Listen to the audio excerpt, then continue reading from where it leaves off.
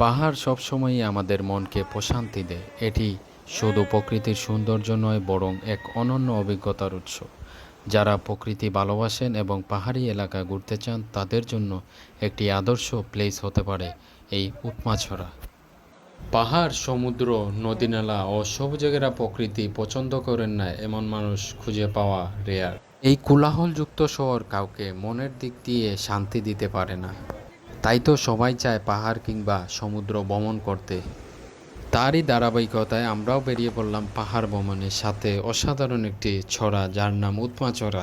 আর এই ছড়ার আকর্ষণ হচ্ছে এই ব্রিজটা, ইন্ডিয়ার যেই ব্রিজটা আছে ওইটা অসাধারণ একটি ব্রিজ। এইখানে ঝুলন্ত ব্রিজ, এদিক দিয়ে বড় বড় গাড়ি এগুলো চলাচল করে, আসলে দেখতে মনোমুগ্ধকর লাগে।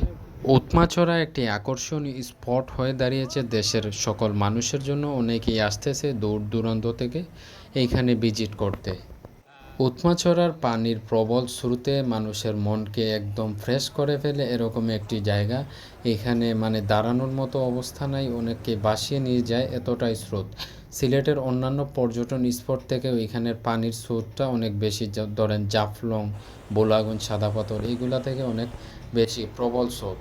আর পাথরগুলা বড় বড়, খুবই সুন্দর একটা ডিফারেন্ট প্লেস। এখানে মাস্ট যাওয়া জরুরি। আপনারা যারা ভ্রমণ প্রিয় পিপাসু আছেন বা ভ্রমণ করতে ভালোবাসেন, তাদের জন্য এটা একটা আদর্শ প্লেস হতে পারে, আমি আগেই বলছি।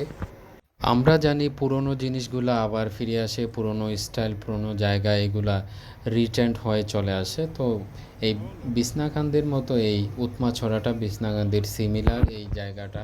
নিঃসন্দেহে বলা যায় বিছানাকান্দি থেকে উৎমাছড়া অনেকটাই ভালো, সুন্দর ও আকর্ষণীয়। এর পাহাড়ের ভিউগুলো আসলেই অসাধারণ।